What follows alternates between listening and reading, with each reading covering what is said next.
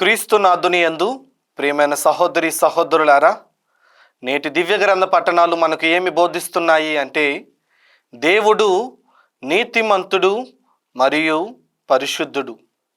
ఆది కాండము 1వ అధ్యాయము 27వ వచనంలో దేవుడు మానవుని తన పోలికలో సృజించారు అని రాయబడి ఉంటుంది.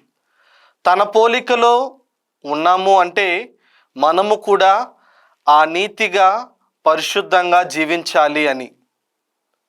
ఇదే విషయాన్ని నేటి మొదటి పట్టణంలో కూడా మనం చూస్తాం.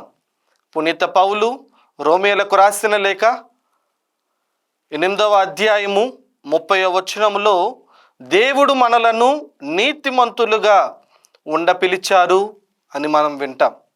యేసు ప్రభువు తన శరీరమును రక్తమును వెలగానిచ్చి మన పాపములను మన్నించారని. కానీ మానవుడు యథావిధిగానే ఆ పాపములోనే బతుకుతూ ఉన్నాడు. నేటి సువిశేష పట్టణంలో కూడా యేసు ప్రభువు ఒక ఉదాహరణను మనకు ఇస్తూ ఉన్నారు. కోడి తన పిల్లలను ఎలాగైతే తన రెక్కల కిందన సంరక్షిస్తుందో, దేవుడు మనలను కూడా అనునిత్యము సంరక్షిస్తున్నాడు అని, మనలను ఎల్లప్పుడూ కూడా కాచి కాపాడుతున్నాడని. కనుక మనం ఏం చేయాలి అంటే, దేవుడు చూపించిన ఆ నీతి యందు పరిశుద్ధత యందు మనం ఎల్లప్పుడూ ఉండాలి. కానీ మనము మాత్రము ఈ పాపములోనే ఉంటూ ఉన్నాం. పాపము మీద పాపము చేసుకుంటూ ఆ పాపాన్ని మూట కట్టుకుంటూ ఉన్నాం. మనం ఎప్పుడు ఏం ఆలోచిస్తున్నామంటే, దేవుడు దయామయుడు కదా, మనల్ని రక్షిస్తాడు కదా అని అనుకొని ఎన్నో పాపాలు చేస్తూ ఉన్నాం. కానీ సేరాపుత్రి అయిన యేసు జ్ఞాన గ్రంథము 5వ అధ్యాయము 4వ వచనము నుండి 7వ వచనంలో మనకు స్పష్టంగా తెలియజేస్తుంది, దేవుడు తన కోపాన్ని కూడా ప్రదర్శిస్తాడు అని. కనుక ప్రియమిత్రులారా, మనము ఈ పాపాన్ని విడిచిపెట్టాలి.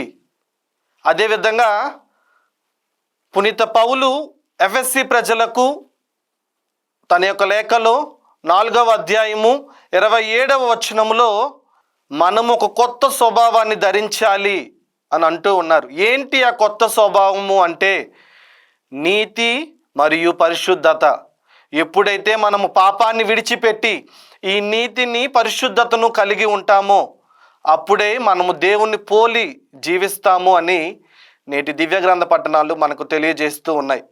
కనుక ప్రియమిత్రులారా, మనమందరము కూడా పాపాన్ని విడిచిపెట్టడానికి ఆ దేవునికి ప్రార్థిద్దాం. ఆమెన్.